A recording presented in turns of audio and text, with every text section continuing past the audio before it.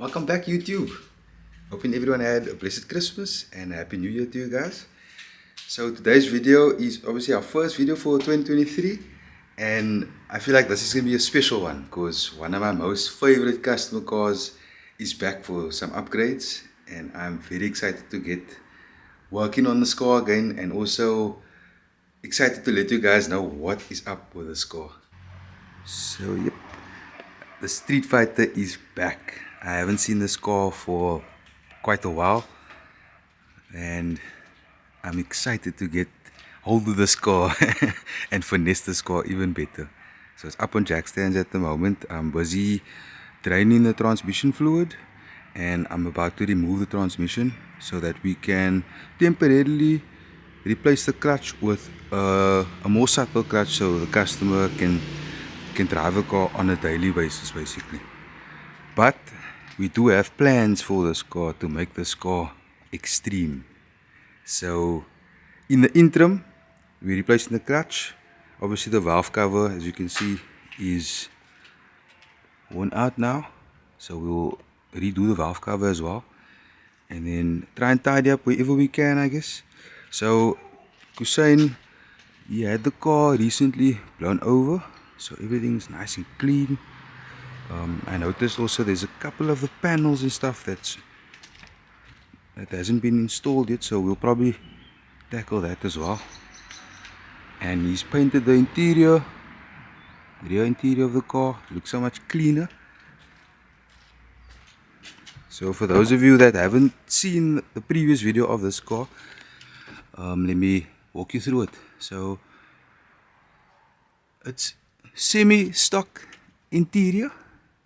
So we have the front interior still in. We replaced the driver's seat with a more racing style seat. There's the details on the seat. 13 works. Still have the passenger seat in the car. The infamous K-tune shifter. A wire-aware switch panel, and we are obviously operating the engine on a Fueltech FT450. So Hussein's plans for this car is to actually make this car a full-on race car. So I am very excited for this. So what I mean about making it a full-on race car is this car at the moment is still road legal. He drives the car on the street and so on. But the plans for this year is to try and remove as much weight as possible from this car. So the glass will have to come out, and we'll replace that with Lexan, as well as the sunroof. We'll replace the sunroof with Lexan as well. And obviously the rear hatch. I mean, I can't wait to see how much weight to remove from this car. And then on the engine compartment, we're gonna replace the intake manifold with a set of 67 more I2Bs. So bear in mind, this is still a K28-2. It's basically a stock bottom in. The cylinder head as well is type R head, a PRB type R head. We've got a set of drag cartel 3.2s and valve train in the cylinder head. And at the moment, this head is still unported, and this engine really impresses me every time I see this car and I hit the dyno of the car just to see if everything is still on par. This car surprises me. Like for instance, we made previously on this engine on pump fuel 203 kilowatts from this K20, which is very impressive considering there's no like fancy intake manifold. This is the stock PRB intake manifold with a custom cold air intake. The velocity stack coming out of the bumper, and eventually we ended up tuning the car on E98, which I feel like was a bit too strong for this engine. So we gained quite a bit of torque, and I think the power went up to around 205 or 207. I can't remember very clearly, but anyway, so Hussein's plans was to obviously retune the car, get the car tuned on pump fuel. We don't have a flex fuel sensor in the car, so I had to basically recreate the map and tune the car on pump. However, what I noticed is there was still a bit of ethanol in the car, So we kind of had like a bit of a mixture, and I feel like that mixture was way better than the full-on ethanol that was in the tank. So we actually ended up gaining much more power with this car. So currently we're sitting on 219 kilowatts with this K20, which is amazing. Like, you have no idea how excited I am to see the driver experience the newfound power. So it's making me excited. I can't wait to see this car race. Okay, so going back to what our plans are for today, that's obviously to remove the transmission and then replace the clutch. And then I want to redo the valve cover and then just tidy up the engine bay. So yeah, let's see. So the clutch currently in the car is a Clutch Masters 725 if I'm not mistaken. And it's a bit too aggressive for everyday driving, because I'm sure most of you know how the characteristics is of a twin disc, and the amount of free play you have is very minimal, so bumper to bumper traffic and so on is a little difficult, if I put it that way. So we're replacing the clutch with XTD stage 3, which is a normal eBay clutch. It comes with a lightweight flywheel. I've tried it out before, and we've actually had quite a bit of success with that clutch. There was a bit some units that came that maybe failed very soon, and there was some that are still currently in customers' cars. So it's a decent clutch for its value. So obviously there's no need for the customer to spend an excessive amount for a downgraded clutch if later we're gonna reinstall the twin disc. So the cheap eBay clutch will be suffice for everyday driving and so on. So yeah, let's get cracking.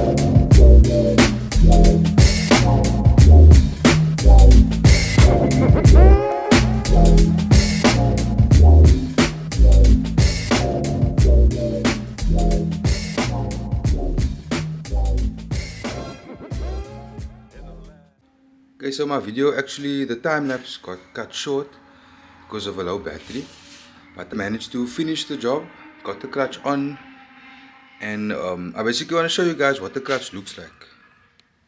Okay, so over here, this is the Clutch Masters 725 twin disc, and this flywheel over here is what comes with the XTD kit. I believe it's a chromoly flywheel. It is much lighter than the OEM flywheel. And obviously you get your alignment tool and pilot shaft bush, as well as the release bearing or throwout bearing. And then over here, this is the clutch plate. So it's 6-puck sprung clutch. So it is still quite a bit of a strong clutch, which I feel like is ideal for street / track use. Over here, that's the pressure plate. So this pressure plate is actually quite beefy compared to the OEM one.